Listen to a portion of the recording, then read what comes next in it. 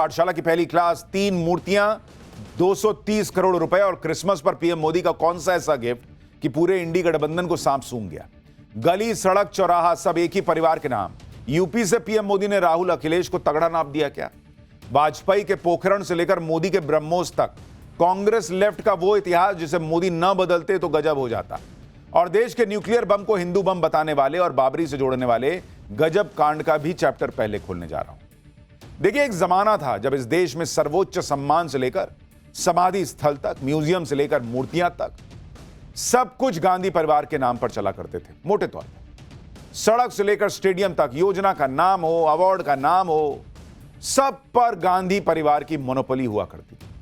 लेकिन नरेंद्र मोदी ने पिछले 11 साल में इस मोनोपोली को तोड़ दिया। अब अवार्ड से लेकर रिवॉर्ड तक हर चीज देश के उन महापुरुषों के नाम पर रखी जा रही है जिनकी विरासत को मिटाकर उस पर गांधी परिवार का नाम लिख दिया गया था एक तरीके से। आज पूर्व प्रधानमंत्री अटल बिहारी वाजपेयी की 101वीं जयंती है और इस मौके पर पीएम मोदी ने लखनऊ में राष्ट्र प्रेरणा स्थल का उद्घाटन किया। इस प्रेरणा स्थल में अटल बिहारी वाजपेयी, डॉक्टर श्यामा प्रसाद मुखर्जी और पंडित दीनदयाल उपाध्याय की विशालकाय मूर्तियां लगी हुई। 65 एकड़ में फैले प्रेरणा स्थल में लगी कांस्य की ये भव्य मूर्तियां दूर से एकदम चमचमा रही। ये मूर्तियां वहां से गुजरने वाले हर व्यक्ति को नेताओं से मिलवा रही हैं जिनकी विरासत को कांग्रेस राज में उचित सम्मान ही नहीं मिल पाया। इसलिए इन मूर्तियों को देखकर विपक्ष के नेताओं को इतनी आग लग गई बॉस कि वो इसमें भी जाति का कार्ड खेल रहे हैं। आज आपको बताऊंगा कि लखनऊ में लगी इन मूर्तियों ने कैसे यूपी में 2027 की पॉलिटिक्स को और सुलगा दिया। साथ ही जो लोग इस देश में सब कुछ सिर्फ एक परिवार के नाम पर करते चले गए, न कभी दूसरी पार्टी के नेताओं को देखा, ना ही अपनी पार्टी के दूसरे नेताओं को देखा, कैसे उन लोगों की तगड़ी क्लास आज नरेंद्र मोदी ने लगाई। नरेंद्र मोदी के हर फैसले का विरोध करने की इनकी जो आदत है उसका इतिहास भी आज खुलेगा कि चाहे मोदी हो या फिर अटल बिहारी वाजपेयी की सरकार रही हो, अटल से लेकर मोदी तक भारत ने जो तगड़े फैसले किए, ये लोग कैसे उसका विरोध करते रहे। वो इतिहास आज आपको याद कराऊंगा कि अटल बिहारी वाजपेयी के नेतृत्व में जब न्यूक्लियर टेस्ट हुआ तो कैसे कांग्रेस जो है ना घुमा फिरा के उसका भी विरोध कर रही थी। लेफ्ट के नेता उसे हिंदू बम बता रहे थे। तर्क दिया जा रहा था कि चीन पाकिस्तान से तो कोई खतरा ही नहीं है। बाबरी मस्जिद से जोड़ दिया गया था। आपको यह सब बताऊंगा, लेकिन पहले आज प्रधानमंत्री नरेंद्र मोदी ने जो किया है जिससे पूरे इंडी गठबंधन में आग लगी है, उसकी एक झलक देखिए।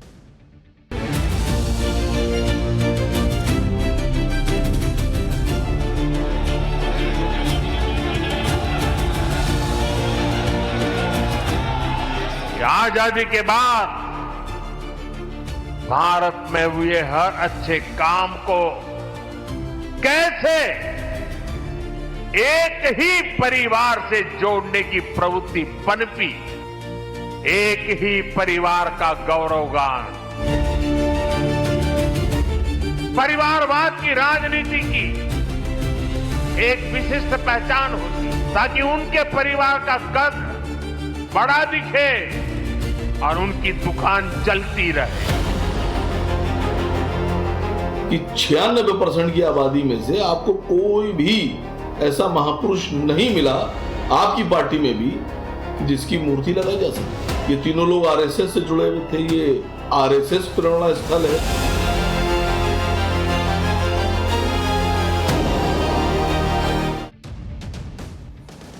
आगे आपको बताऊंगा कि वाजपेयी के पोखरण से लेकर मोदी के ब्रह्मोस तक कांग्रेस लेफ्ट का इतिहास अगर मोदी न बदलते तो क्या गजब होता। हिंदू बम की कहानी क्या है, बाबरी से कैसे इसको जोड़ा गया था, वो कांड क्या है। आज अटल बिहारी वाजपेयी के जन्मदिन पर उसे याद करेंगे, लेकिन पहले आज नरेंद्र मोदी ने जो बरसों याद रखने वाला काम किया उसकी तस्वीरें दिखा देता हूं। आज पीएम मोदी ने लखनऊ में जिस राष्ट्र प्रेरणा स्थल का उद्घाटन किया, वहां पर डॉक्टर श्यामा प्रसाद मुखर्जी की भव्य मूर्ति लगी, जिन्होंने अखंड भारत की बात कही। ये श्यामा प्रसाद मुखर्जी थे जिन्होंने एक देश में 2 विधान, 2 संविधान, 2 झंडों का विरोध किया था, जिन्होंने जनसंघ की स्थापना की। नरेंद्र मोदी ने अनुच्छेद 370 को हटाकर डॉक्टर मुखर्जी के सपने को पूरा किया। आज की डेट में कश्मीर में अलग संविधान न चलता बॉस, अलग झंडा न चलता बॉस। प्रेरणा स्थल पर पंडित दीनदयाल उपाध्याय की भी मूर्ति लगी है, जिन्होंने अंत्योदय का मंत्र दिया था। इस देश में गरीबों के लिए काम करने की पंडित दीनदयाल उपाध्याय की जो सोच थी, उस सोच को नरेंद्र मोदी ने गरीबों पिछड़ों के लिए नई योजनाएं लाकर पूरा किया। यहां पर पूर्व प्रधानमंत्री अटल बिहारी वाजपेयी की भी मूर्ति लगी, जो 5 साल का कार्यकाल पूरा करने वाले पहले गैर कांग्रेसी प्रधानमंत्री थे। अटल जी ने भारत को परमाणु शक्ति बनाया। आज पीएम मोदी भारत को इतना ताकतवर बना रहे हैं कि पाकिस्तान की एटम बम की धमकी भी नहीं चलती। अटल जी की मूर्ति के अलावा यहां भारत माता की भी एक मूर्ति लगाई गई। लखनऊ में गोमती के किनारे ये भव्य मूर्तियां चमक रही हैं, लेकिन इनकी चमक देखकर कुछ लोगों के चेहरे का रंग उतर गया। इन मूर्तियों को देखकर हर कोई हैरान है, क्योंकि इस देश में लोगों ने गांधी परिवार, परिवारवादी पार्टियों के नेताओं की मूर्ति के आगे कुछ देखा ही नहीं। लेकिन यह शायद पहली बार है जब बीजेपी ने शिखर पुरुषों की विरासत को यह रूप दिया। और इस मौके पर पीएम मोदी ने कहा कि इस देश के पहले एक ही परिवार का गौरव गान होता था। मूर्ति भी उन्हीं की लगती थी। 50 लगेगी तो 40 उनकी लगा दो। लेकिन उनकी सरकार ने सुभाष चंद्र बोस से लेकर बाबा साहब अंबेडकर की विरासत को उचित जगह दी है।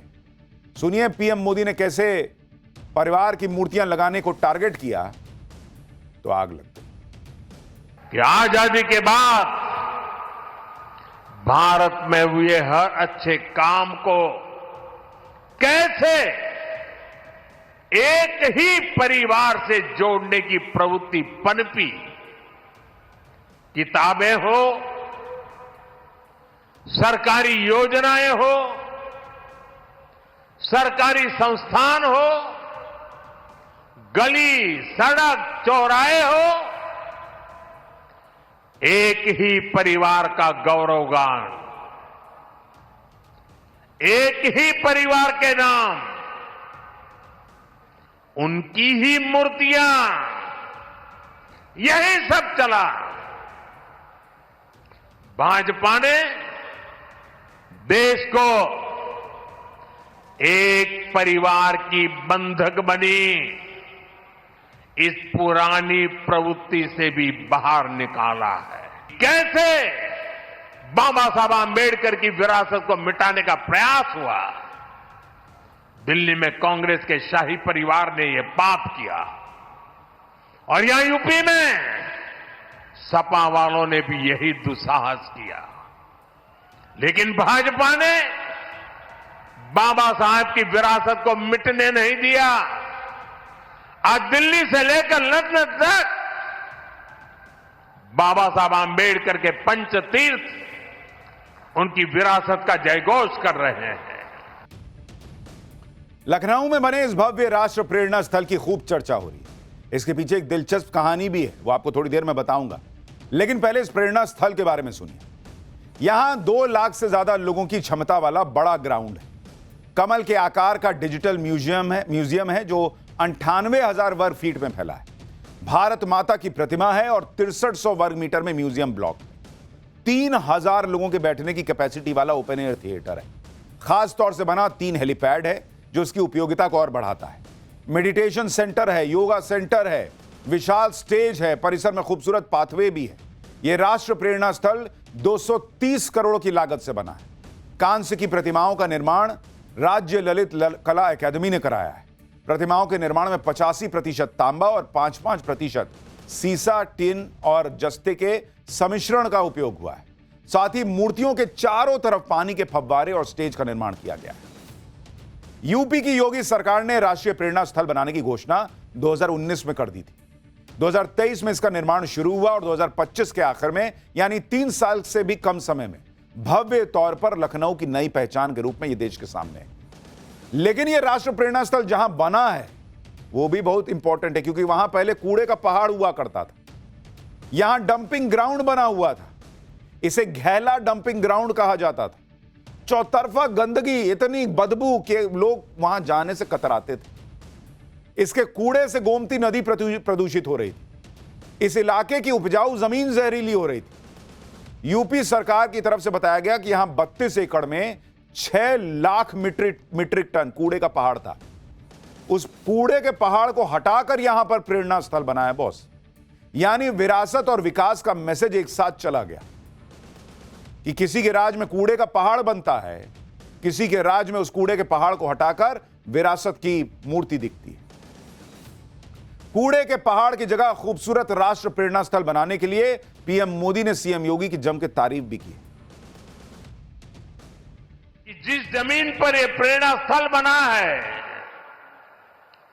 उसकी 30 एकड़ से ज्यादा जमीन पर कई दशकों से कूड़े कचरे का पहाड़ जमा हुआ था। पिछले 3 वर्ष में इसे पूरी तरह खत्म किया गया है। इस प्रोजेक्ट से जुड़े सभी श्रमिकों, कारीगरों, योजनाकारों, योगी जी की और उनकी पूरी टीम को भी मैं बहुत बहुत बधाई देता हूं। देखिए, यूपी में 2027 में चुनाव है और लखनऊ में गोमती किनारे बीजेपी ने शिखर पुरुषों की मूर्तियां लगाई तो सियासी बवाल मचना तो तय था। इस विवाद में ओवैसी की पार्टी के नेता जाति की पॉलिटिक्स ले आए। एआईएमआईएम के नेता असीम वकार ने कहा कि यह प्रेरणा स्थल नहीं, पंडा स्थल लग रहा है, क्योंकि बीजेपी ने अपने ब्राह्मण नेताओं की मूर्तियां एक साथ लगा दी। सुनिए असीम वकार ने क्या कहा। तो 4% की आबादी वाले ब्राह्मणों की 3 बड़ी मूर्तियां लगाकर प्रेरणा स्थल बनाया जा रहा है और 96% आबादी वाले लोगों में से कोई महापुरुष गुजरा ही नहीं। मैं भारतीय जनता पार्टी से सवाल पूछ रहा हूं कि 96% की आबादी में से आपको कोई भी ऐसा महापुरुष नहीं मिला आपकी पार्टी में भी कि जिसकी मूर्ति लगाई जा सकती। तो ये पंडित प्रेरणा स्थल है, ये तीनों लोग आरएसएस से जुड़े हुए थे, ये आरएसएस प्रेरणा स्थल है। यानी ये 3 लोग महापुरुष हो सकते हैं, इन्होंने देश के लिए कुछ भी किया हो। एआईएमआईएम की जो सोच है वो इन्हें ब्राह्मण के तौर पर देखती है। एआईएमआईएम को इतना 96% आबादी की चिंता हो रही है तो ओवैसी को एआईएमआईएम के अध्यक्ष पद से हटाएं और किसी और 96% को बनाएं एआईएमआईएम का अध्यक्ष। काहे ओवैसी को बनाए हुए हैं? लाइन है 96% का रिप्रेजेंटेशन। देखिए, यह बड़े अफसोस की बात है कि जिन महापुरुषों ने धर्म, जाति, निजी स्वार्थ से ऊपर उठकर राष्ट्र के नाम जीवन समर्पित कर दिया, आज उनकी जाति गिनवाई जा रही है। ओवैसी की पार्टी के नेता श्यामा प्रसाद मुखर्जी, अटल जी जैसे नेताओं की जाति देख रहे हैं। यूपी में विपक्ष की नजर दलित और पिछड़े वोट बैंक पर है, इसलिए ब्राह्मणों का जिक्र करके बीजेपी को फंसाने की कोशिश हो रही है। जबकि सच यह है कि देश के महापुरुषों को उनका उचित सम्मान देने में पीएम मोदी ने ना पार्टी देखी ना जाति। पीएम मोदी ने सबसे पहले उन नेताओं को सम्मान देने का काम किया था जो कांग्रेस से थे, जो कभी कांग्रेस से जुड़े रहे थे, लेकिन गांधी परिवार के गुणगान के चलते उनका योगदान भी साइड कर दिया गया था। आज पीएम मोदी ने पूरी लिस्ट बताई, कहा कि देखो कैसे देश के उन महापुरुषों को सम्मान दिलाने में बीजेपी की सरकार ने कोई कसर नहीं छोड़ी जिनका बीजेपी से कोई कनेक्शन तक नहीं था। पीएम मोदी ने ही सरदार पटेल की विश्व की सबसे ऊंची प्रतिमा बनवाई। अब हर साल वहां 31 अक्टूबर को देश राष्ट्रीय एकता दिवस का आयोजन देखता है। नेताजी सुभाष चंद्र बोस की प्रतिमा दिल्ली के कर्तव्य पथ पर कब लगी? अब न जाके लगी। अंडमान में जिस द्वीप पर नेताजी ने तिरंगा फहराया, आज उसका नाम नेताजी के नाम पर किसने रखा? दिल्ली से लेकर लंदन तक बाबा साहब अंबेडकर के पंचतीर्थ उनकी विरासत का जयघोष कर रहे हैं। इसके अलावा मोदी सरकार में नरसिम्हा राव और प्रणब मुखर्जी तक को भारत रत्न दिया गया। मुलायम सिंह यादव और कांग्रेस नेता तरुण गोगोई को राष्ट्रीय पुरस्कारों से सम्मानित किया गया। यही लिस्ट गिनवाते हुए पीएम मोदी ने कहा कि कांग्रेस और सपा से ऐसी कोई उम्मीद कर ही नहीं सकता, क्योंकि उनके राज में तो बीजेपी नेताओं को सिर्फ अपमान मिला। इसलिए अब पीएम मोदी के राज में बीजेपी के आदर्श पुरुषों को पीएम मोदी सम्मान दिला रहे हैं। सुनिए कैसे एक बार में कांग्रेस सपा दोनों की क्लास लगा दी पीएम ने। परिवारवाद की राजनीति की एक विशिष्ट पहचान होती है, यह असुरक्षा से भरी हुई होती है। इसलिए परिवारवादियों के लिए दूसरों की लकीर छोटी करना मजबूरी हो जाता है, ताकि उनके परिवार का कद बड़ा दिखे और उनकी दुकान चलती रहे। कांग्रेस से यहां समाजवादी पार्टी से कोई भी ऐसी उम्मीद तक नहीं कर सकता। इन लोगों के राज में तो भाजपा के नेताओं को सिर्फ अपमान ही मिलता था। पीएम मोदी ने लिस्ट निकालकर बता दिया कि उन्होंने तो कांग्रेस के नेताओं को भी सम्मान दिलाया, जबकि कांग्रेस ऐसा नहीं करती थी। पीएम मोदी के इन आरोपों पर कांग्रेस भड़क गई। पवन खेड़ा ने कहा कि बीजेपी में तो कोई नायक ही नहीं है, सब खलनायक। सुनिए एक बार। इन्हें अकल है? कुछ पढ़ा है इन्होंने अपने ही इतिहास के बारे में, अपनी पार्टी के इतिहास के बारे में? सुनते अटल जी क्या कहते थे राजीव जी के बारे में। अपमान इन्होंने अडवाणी जी का किया है, अपमान इन्होंने मुरली मनोहर जोशी जी का किया है, थोड़े दिनों में राजनाथ जी का भी करने वाले हैं, गडकरी जी का भी करने वाले हैं। इनके अपने तो कोई नायक है नहीं, न थे, न है, न रहेंगे। इनके यहां नायक नहीं है, इनके यहां खलनायक हैं, इसलिए नायक हमसे लिए जाते हैं। कांग्रेस पार्टी की ऐसी अहंकारी भाषा ही लोगों को पसंद नहीं आती, पर इनको समझ ही में नहीं आ रहा है। इन्हें दूसरी पार्टी के नेताओं की बड़ी चिंता है। नरसिम्हा राव को इन्होंने बड़ा इज्जत दिया था। उनकी अंतिम यात्रा में कांग्रेस में क्या हुआ, दफ्तर तक में अंतिम यात्रा के समय बॉडी नहीं घुसने दी गई, लोग भूल गए। पीएम मोदी के हमले से कांग्रेस में आग लगी हुई, लेकिन पीएम मोदी रुकने वाले थोड़े ही हैं। सेक्युलरिज्म का राग गाने वाले इंडी गठबंधन को आज पीएम मोदी ने सेक्युलरिज्म का असली मतलब भी समझाया। सुनिए क्या बोले। हमने अंत्योदय को सैचुरेशन यानी संतुष्टिकरण का नया विस्तार दिया है। जब सैचुरेशन की भावना होती है तो भेदभाव नहीं होता, और यही तो सुशासन है, यही सच्चा सामाजिक न्याय है, यही सच्चा सेकुलरिज्म है। आज जब देश के करोड़ों नागरिकों को बिना भेदभाव पहली बार पक्का घर, शौचालय, नल से जल, बिजली और गैस कनेक्शन मिल रहा है। आज लखनऊ में पीएम मोदी ने अखिलेश यादव की गलतफहमी भी दूर कर दी। अखिलेश यादव यही मौल बनाते रहते हैं कि पीएम मोदी और सीएम योगी में टकराव है। लखनऊ से दिल्ली तक डबल इंजन टकराते हैं, लेकिन आज पीएम मोदी ने यूपी के सीएम की जबरदस्त तारीफ की। कानून व्यवस्था के लिए सीएम योगी की पीठ थपथपाई। डिफेंस कॉरिडोर के लिए जिक्र करते हुए यूपी के विकास की चर्चा की। पीएम मोदी ने ब्रह्मोस मिसाइल का नाम लेकर मैन्युफैक्चरिंग पर सवाल उठाने वाले राहुल गांधी को भी कैसे जवाब दिया, एक बार वो भी देखिए। फिर आपको बताता हूं कि कांग्रेस के इतिहास में क्या क्या लिखा है। यूपी में बहुत बड़ा डिफेंस कॉरिडोर बन रहा है। ऑपरेशन सिंदूर में दुनिया ने जिस ब्रह्मोस मिसाइल का जलवा देखा, वो अब लखनऊ में बन रही है। वो दिन दूर नहीं जब यूपी का डिफेंस कॉरिडोर दुनिया भर में डिफेंस मैन्युफैक्चरिंग के लिए जाना जाएगा। देखिए, आज की डेट में मोदी उसी काम को आगे बढ़ा रहे हैं जो काम अटल जी ने किया था कि भारत को ताकतवर बनाओ। लेकिन आज जो लोग भारत को ताकतवर बनाने के लिए मोदी के बड़े फैसले का विरोध करते हैं, वो तब अटल जी का ही ऐसा विरोध करते थे।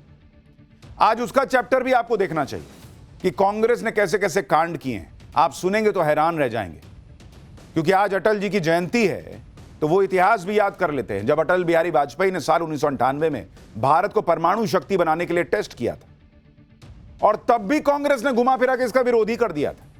11 मई से पोखरण टेस्ट शुरू हुआ था। उस वक्त सोनिया गांधी ने 10 दिन तक चुप्पी साध ली थी। इस चुप्पी की वजह क्या थी वो आगे बताऊंगा। फिर पोखरण टेस्ट के 10 दिन बाद 21 मई को राजीव गांधी की 7वीं बरसी पर सोनिया गांधी ने कहा था कि सच्ची शक्ति तो संयम दिखाने में है। भारत अपनी ताकत दिखा रहा था, क्योंकि दुनिया ताकतवर को ही सलाम करती है। और यह नहीं कहा था कि हम दुनिया भर में परमाणु बम फोड़ देंगे। आप सोचिए बॉस, भारत सारे सैंक्शंस लगेंगे, दुनिया जो है कूदेगी पॉपकॉर्न की तरह, सब जानते हुए अटल बिहारी वाजपेयी ने न्यूक्लियर टेस्ट किया। वो भी उस दौर में जब 90s का दौर याद कीजिए, स्थिर सरकारें नहीं होती थी, कोलिशन गवर्नमेंट चलती थी। लेकिन उन्होंने कहा भाई दुनिया को ताकत दिखाना जरूरी है, दुनिया ताकतवर के सामने झुकती है। लेकिन कांग्रेस की सबसे बड़ी चेहरा सोनिया गांधी कह रही है कि खुले में यह सब दिखाना ठीक नहीं है, संयम होना चाहिए। क्यों? भारत ने किस पे परमाणु बम फोड़ दिया? आप सोचिए, ये बयान ऐसे वक्त में दिया जा रहा था जब लगातार पाकिस्तान और चीन का खतरा बना हुआ था, जब भारत के न्यूक्लियर टेस्ट करने के 15 से 20 दिन के अंदर पाकिस्तान ने न्यूक्लियर टेस्ट कर लिया था। उस वक्त सोनिया गांधी कह रही थी कि भारत को संयम दिखाना चाहिए था। कांग्रेस ने इतना संयम दिखा दिया कि 26/11 में भी पाकिस्तान को पलट के नहीं मारा। यह संयम जो है ना, वो दुश्मन को रास नहीं आता।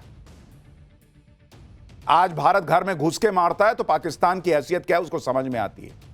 और इसीलिए आज पीएम मोदी कहते हैं कि विपक्ष की सरकारों में बीजेपी नेताओं का सिर्फ अपमान हुआ, क्योंकि इन लोगों को बर्दाश्त ही नहीं होता था बॉस कि गांधी परिवार या कांग्रेस के अलावा किसी और का नाम चमक जाए। जबकि यही कांग्रेस जब इंदिरा गांधी को याद करती है तो न्यूक्लियर टेस्ट का नाम लेना नहीं भूलती। 18 मई 1974 को भारत ने इंदिरा गांधी के राज में अपना पहला परमाणु परीक्षण सफलतापूर्वक किया था।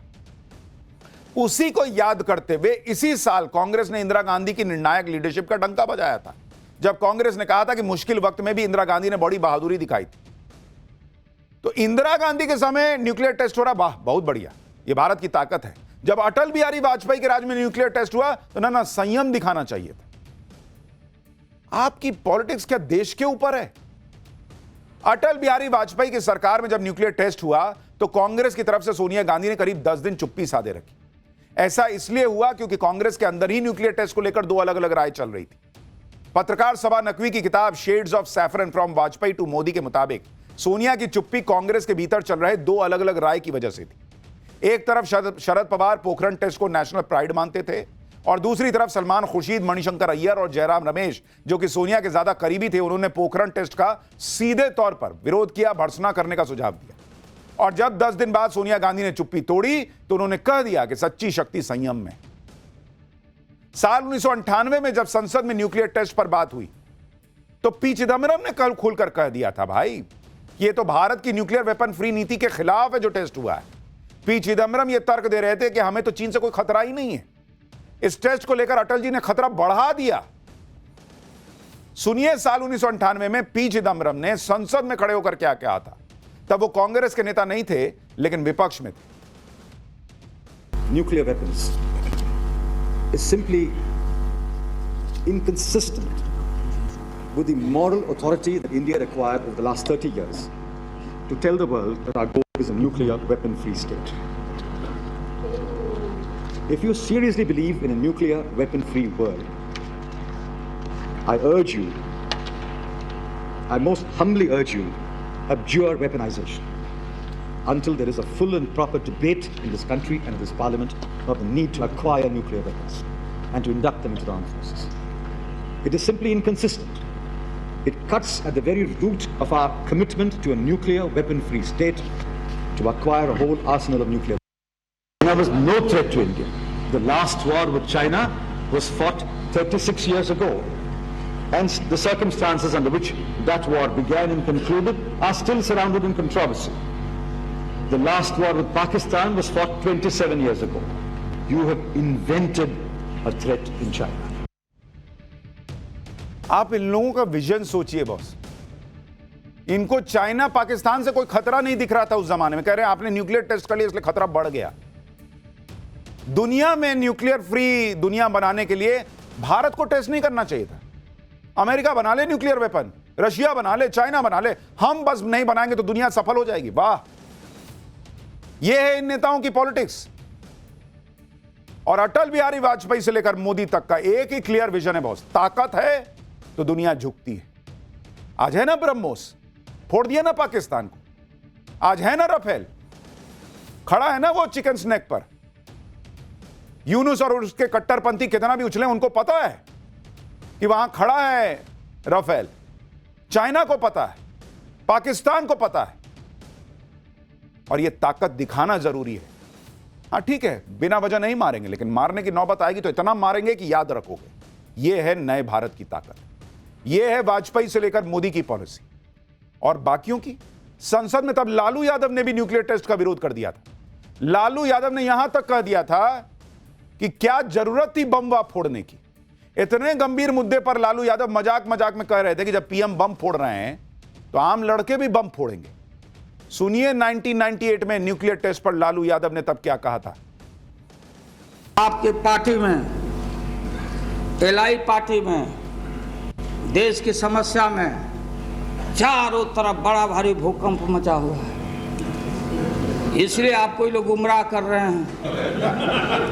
ये जो बम फोड़ दिए हैं बस स्वीप कर जाएंगे, गलतफहमी में मत पड़िएगा। अब तो आम लड़के बोल रहे, आपसे कैसे बयान दिलवा देता लोग कि एक और बड़ा हमारे पास है, वो भी फोड़ देंगे। आपने कहा है बयान में। अब लड़का लोग बोल रहा है कि जब प्रधानमंत्री बम फोड़ रहे हैं, पुलिस नहीं पकड़ रही है, तो हमको फोड़ने में क्या दिक्कत है, हम ही फोड़े बम। ये काम मत करिएगा। इन लोगों का हिसाब यही था कि कमजोर दबे कुचले बने रहो ताकि कोई हमला ना करे, छोड़ दे। यह भारत बनना था क्या हमको वो भारत बनना था जो आज बना हुआ है कि हम अपनी शर्तों पे चलेंगे। आप सोचिए अगर इस तरह के विरोध के आगे अटल जी बैकफुट पर आ जाते तो आज पाकिस्तान एटम बम के दम पर भारत को आंख दिखा रहा होता। अगर अटल जी सत्ता में ना आए होते तो विपक्ष तो न्यूक्लियर बम से तौबा तौबा कर रहा था। जैसे राजीव गांधी ने 1988 में न्यूक्लियर वेपन फ्री और अहिंसक विश्व की व्यवस्था वाला एक्शन प्लान पेश किया था। सीपीआईएम ने 1999 के मैनिफेस्टो में कहा था कि बीजेपी ने पोखरण टेस्ट करके भारत की पुरानी न्यूक्लियर पॉलिसी छोड़ दी है। सीपीआईएम चाहता है कि न्यूक्लियर वेपनाइजेशन को रोका जाए। सीपीआईएमएल के पूर्व महासचिव विनोद मिश्रा ने तो परमाणु बम को हिंदू बम कह दिया था। विनोद मिश्रा ने न्यूक्लियर टेस्ट को राम मंदिर और बाबरी मस्जिद तक से जोड़ दिया था। विनोद मिश्रा ने कहा था कि एटम बम कुछ और नहीं, सीधा सीधा हिंदू बम है। उन्होंने कहा था कि इससे बीजेपी को राम मंदिर के अलावा एक और मुद्दा मिल जाएगा। बीजेपी का कम्युनल फ्रेम ऑफ माइंड है। बीजेपी ने कहा था कि गर्व से कहो हम हिंदू हैं, और फिर बाबरी मस्जिद टूट गई। यानी पहले अब देश का न्यूक्लियर बॉम्ब ये लोग हिंदू बॉम्ब बता रहे थे। उसके बाद हिंदू टेररिस्ट हो सकता है, सैफरन टेरर हो सकता है, इसका प्रयास किया। लेकिन वाजपेयी से लेकर मोदी तक उनका हिसाब क्लियर था बॉस, कि देश को ताकत नहीं दोगे तो दुनिया इज्जत नहीं देगी। पाठशाला में अब अगली क्लास कि देश को ताकत तो मोदी दे ही रहे हैं, साथ में चमचमाता नया एयरपोर्ट, नई मेट्रो, 3 नई एयरलाइन। 2026 के लिए पीएम मोदी ने गजब गियर चेंज कर दिया है क्या? भारत को तीसरी सबसे बड़ी इकोनॉमी बनाने के पहले पीएम मोदी का ऐसा काम जो देश बदल कर रख देगा क्या? अब उसका चर्चा। देखिए, डिफेंस के लेवल पे ताकत होना बहुत जरूरी है, लेकिन ग्रोथ भी बहुत जरूरी है। और भारत जिस तरह से जबरदस्त इकोनॉमिक ग्रोथ कर रहा है, उसमें पीएम मोदी इस बात को अच्छी तरह से समझते हैं कि अगर यहां से स्पीड और बढ़ानी है तो भाई इंफ्रास्ट्रक्चर पर और जबरदस्त काम करना होगा।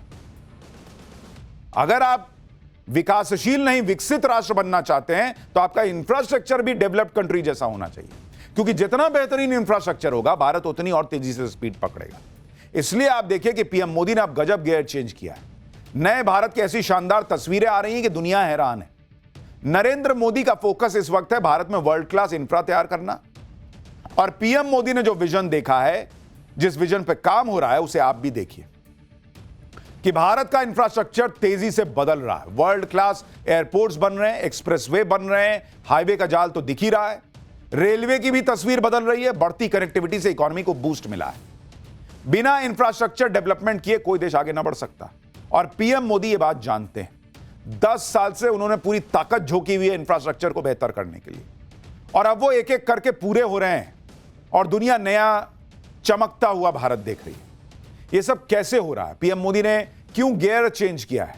क्या भारत में 3 और नई एयरलाइन आ रही हैं, नए मेट्रो, नया इंफ्रास्ट्रक्चर, क्या हो रहा है? सब बताऊंगा, पहले ट्रेलर देखिए।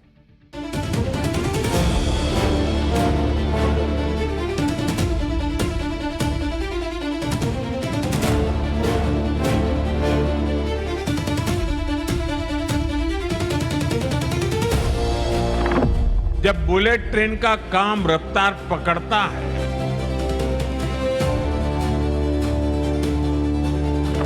जब पहाड़ों को चीरकर लंबी टनल्स बनती हैं,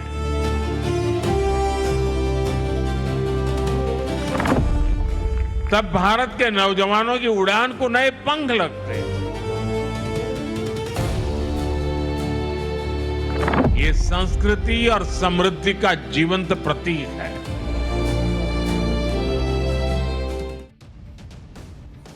नया भारत किस तरह से बदल रहा है उसकी एक तस्वीर मुंबई से आई आज। मुंबई का दूसरा इंटरनेशनल एयरपोर्ट मिल गया है और यहां फ्लाइट ऑपरेशन शुरू हो गई है।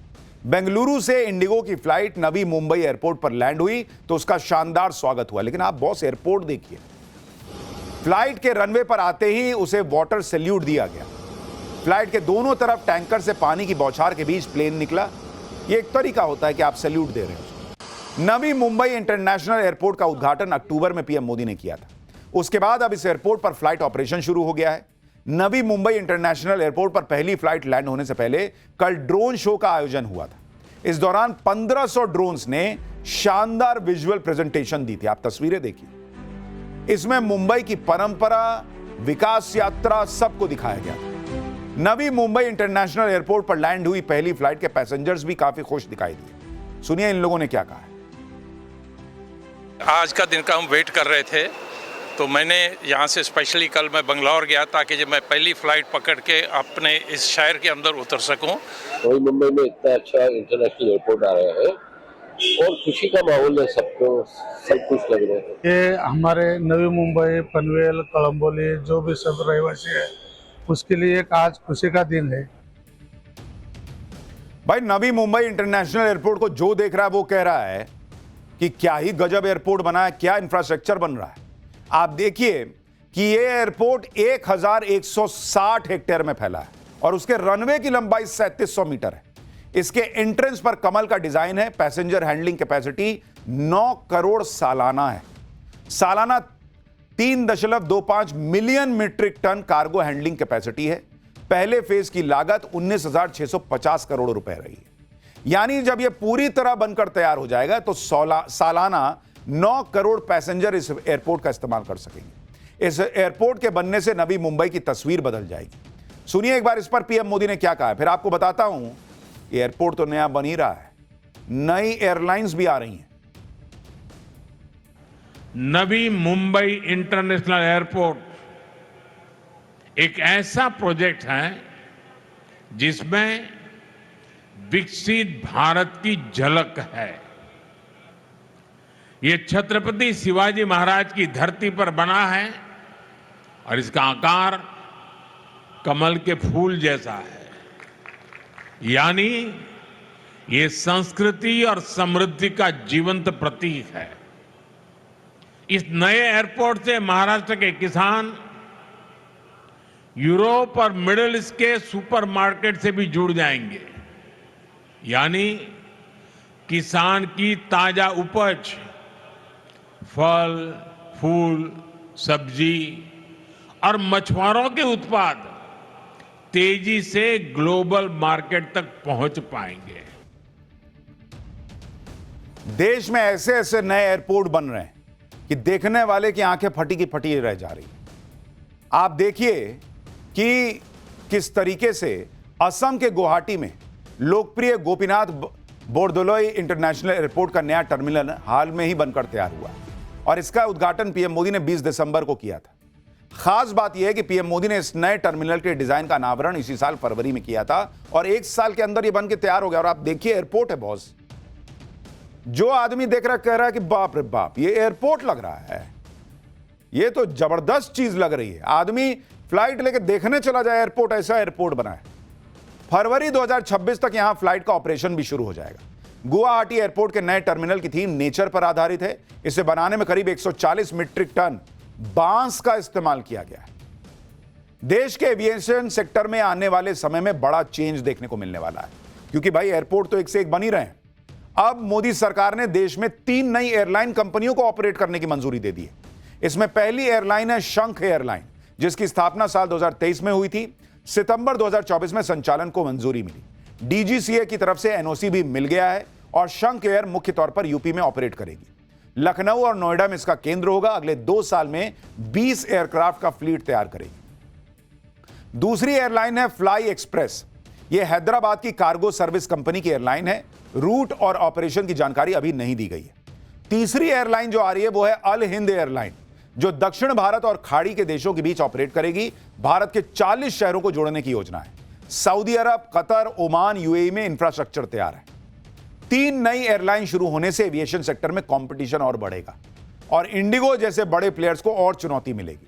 उनकी मोनोपोली कम होगी और इसका सीधा फायदा पैसेंजर्स को मिलेगा। नवी मुंबई में जहां इंटरनेशनल एयरपोर्ट बना है, तो वहीं दिल्ली के इंफ्रास्ट्रक्चर के लिए भी प्लान तैयार है। मोदी सरकार ने दिल्ली की लाइफलाइन कही जाने वाली मेट्रो से जुड़ा बड़ा फैसला लिया।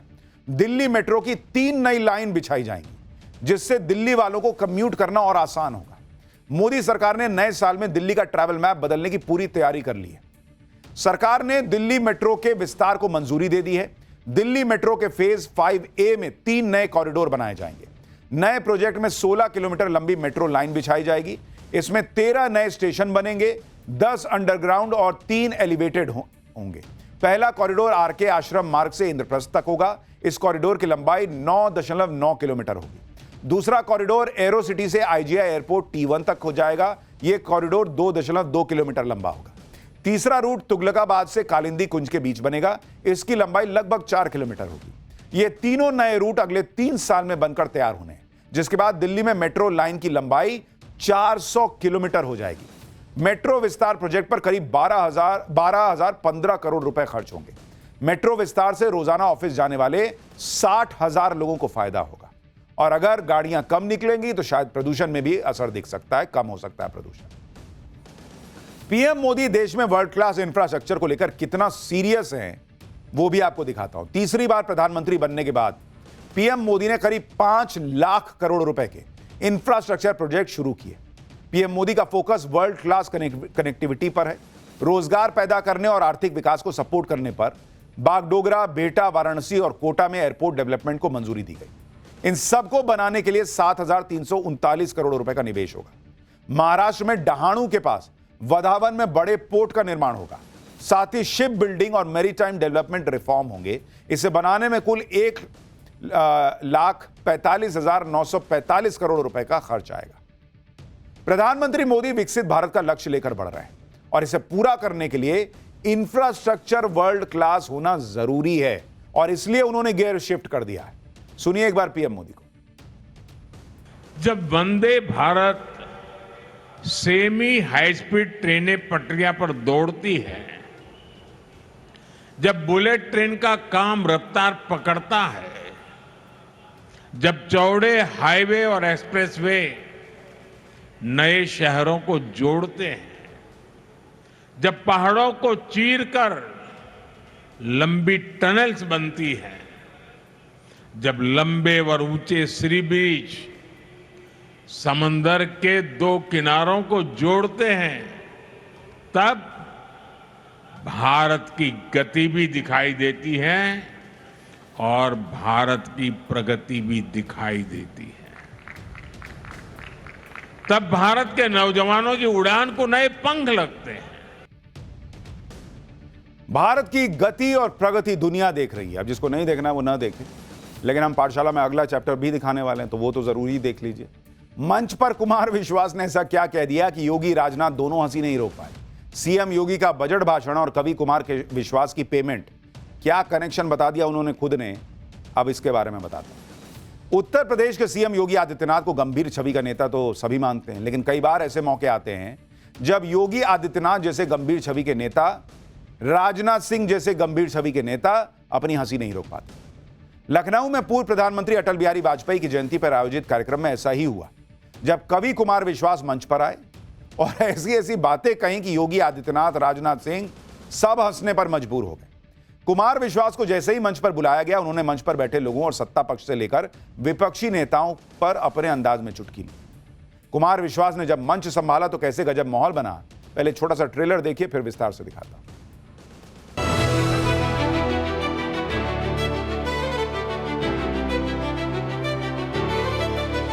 2 प्रकार के संत हैं। एक संत वो हैं जिनसे सज्जन व्यक्ति मिलता है और मिलते ही मोक्ष को प्राप्त करता है। एक हमारे महाराज जी हैं, दुष्ट व्यक्ति दिखता है, मिलता है और फिर मोक्ष को प्राप्त करता है। दोनों प्रकार से साधन संपन्न है। मुझे लगता है कि महाराज जी का शासन है, सम्मान से बुला रहे हैं चले जाओ, वरना सम्मान से भी बुला ही सकते हैं।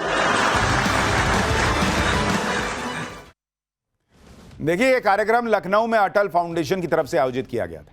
कार्यक्रम में राजनाथ सिंह, सीएम योगी के साथ कुमार विश्वास भी पहुंचे। यहां पर भी कुमार विश्वास ने नेताओं की चुटकी ले ली। कुमार विश्वास ने कहा कि उत्तर प्रदेश में एक संत कुर्सी पर बैठे, जब वो अपराधियों से मिलते हैं तो उन अपराधियों को मोक्ष मिल जाता है। सुनिए क्या कह गए कि योगी आदित्यनाथ और राजनाथ सिंह की हंसी नहीं रुक रही थी। हमारे मुख्यमंत्री जी पे इतनी चर्चा होती है, मैं पूरे भारत में जाता हूं, इतनी चर्चा होती है, लोग कहते हैं कि वे तो संत हैं, वे तो पीठाधीश्वर हैं और शासन, और हमारे यहाँ जो घटनाएं होती रहती हैं, अपराध मुक्त जो प्रदेश हुआ, तो मैंने लोगों से कहा कि देखो संतों का काम ही होता है। अब दो प्रकार के संत हैं, एक संत वो हैं जिनसे सज्जन व्यक्ति मिलता है और मिलते ही मोक्ष को प्राप्त करता है। एक हमारे महाराज जी हैं, दुष्ट व्यक्ति दिखता है, मिलता है और फिर मोक्ष को प्राप्त करता है। दोनों प्रकार से साधन संपन्न है।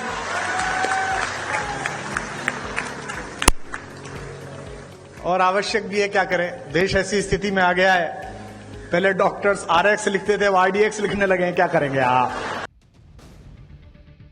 कुमार विश्वास की बातों का वहां मौजूद सभी लोगों ने जमकर मजा लिया।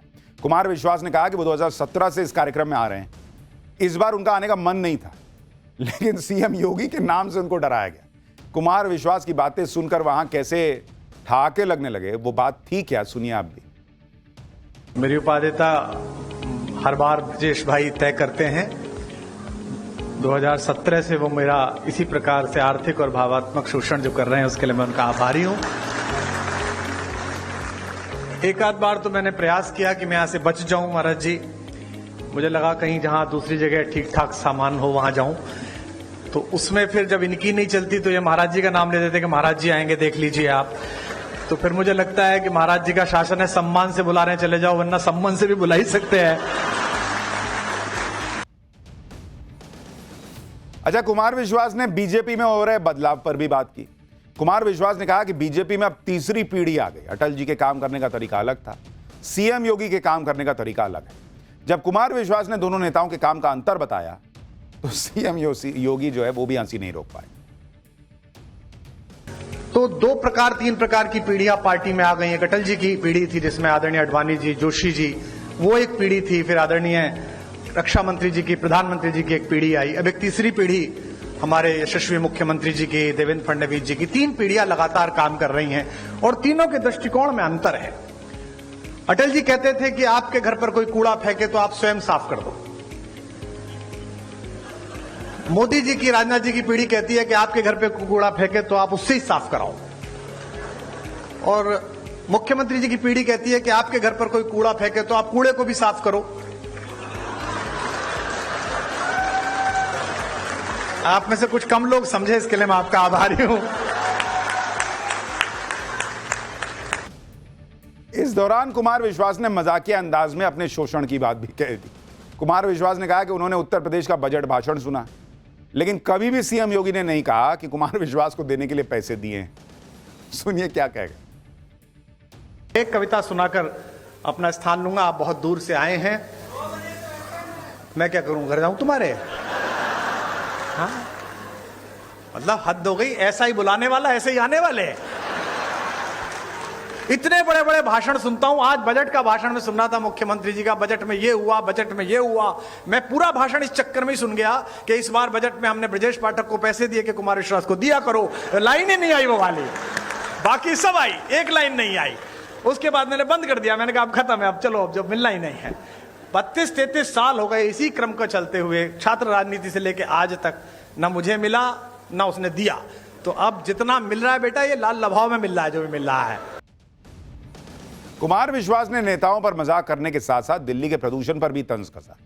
एक बार वो बात भी सुनी। जब से लखनऊ उतरा हूं तब से थोड़ा प्रसन्न हूं कि फेफड़े सांस ले पा रहे हैं, क्योंकि आदरणीय रक्षा मंत्री जी भी दिल्ली रहते हैं, हम भी दिल्ली रहते हैं। डॉक्टर्स कह रहे हैं कि एक आदमी बाहर बैठ जाए तो 100 सिगरेट पी लेता है।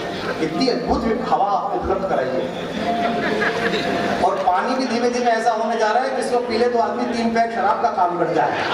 पूरी दुनिया से लोग बाहर बैठ के सांस लिया करेंगे और पानी पिया करेंगे। कुमार विश्वास राजनीति में भी हाथ आजमा चुके हैं, जिसका दर्द वो समय समय पर बयां करते रहते हैं। और शायद यही वजह है कि कुमार विश्वास अपने मंच पर राजनीतिक नारे पसंद नहीं करते। जब मंच पर जिंदाबाद के नारे लगने लगे तो कुमार विश्वास ने क्या कहा, सुनिए एक बार।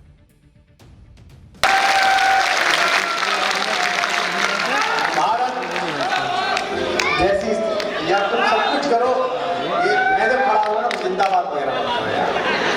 मेरे जीवन के 7 साल बर्बाद हुए इसी जिंदाबाद। तो कुमार विश्वास ने बहुत सारी बातों में बहुत सारी गहरी बातें भी कह दी और हंसी मजाक में कह। अब हमारा स्पेशल सेगमेंट सोचा है कभी, वो सवाल जो दिमाग की बत्ती जला दे। आपने चमगादड़ यानी बैट्स जरूर देखे हों जो हमेशा पेड़ पर या कहीं भी उल्टे ही लटके हुए मिलते हैं, और हम सबको पता है चमगादड़ उल्टे लटके रहते हैं। पर आपने सोचा है कभी कि चमगादड़ हमेशा उल्टे लटके रहते क्यों हैं? ये सीधे बैठ क्यों नहीं सकते? बाकी पक्षियों की तरह सीधे बैठने में इनको प्रॉब्लम क्या है? आज इसके बारे में आपको बताता हूं। दरअसल चमगादड़ के पंख होते हैं और वो उड़ते भी हैं, लेकिन वो वाकई में पक्षी की श्रेणी में आते ही नहीं। चमगादड़ एक उड़ने वाला स्तनधारी है जो बाकी पक्षियों की तरह अंडे नहीं देता बल्कि बच्चों को जन्म देता है। लेकिन चमगादड़ के हमेशा उल्टे लटके मिलने की सबसे बड़ी वजह उनकी उड़ान से जुड़ी हुई है। चमगादड़ बाकी पक्षियों की तरह जमीन से उड़ान भरने में समर्थ ही नहीं होते। चमगादड़ के पंख बाकी पक्षियों की तरह मजबूत नहीं होते। उनके पंखों में उड़ान देने की बहुत क्षमता ही नहीं होती, और उनके पैर इतने छोटे होते हैं कि वो दौड़ के भी नहीं उड़ पाते, इसलिए वो जमीन से उड़ ही नहीं सकते। इसलिए आसानी से उड़ने के लिए चमगादड़ क्या करते हैं, सीधा ऊपर जाके उल्टा लटक जाते हैं कि बस ग्रिप छोड़ा, नीचे गिरे, उड़ गए। इसके अलावा उल्टा लटके रहने की वजह से वो दूसरे शिकारी जानवरों या पक्षियों से भी बच जाते हैं। भाई उल्टा लटका हुआ कौन आके कैसे शिकार करेगा? उल्टे लटके चमगादड़ पर अटैक करना आसान नहीं होता। लेकिन फिर सवाल यह है कि चमगादड़ उल्टा लटके रहते हैं तो गिरते क्यों नहीं? चमगादड़ के पैरों की नसें इस तरह व्यवस्थित होती हैं कि उनका वजन ही पैरों को मजबूत पकड़ बनाने में मदद करता है। आप कह सकते हैं एक तरीके से कि चमगादड़ के पैरों में खास तरह का लॉकिंग मैकेनिज्म होता है। जब वे किसी चीज को पकड़ते हैं तो मांसपेशियां अपने आप लॉक हो जाती। इसलिए चमगादड़ को लटके रहने के लिए कोई फोर्स नहीं लगाना पड़ता, मेहनत नहीं करनी पड़ती, वो आसानी से लटके रह सकते हैं घंटों। उल्टा लटके रहने पर भी चमगादड़ के सिर में इंसानों की तरह खून क्यों नहीं जमा होता? यह भी क्वेश्चन है।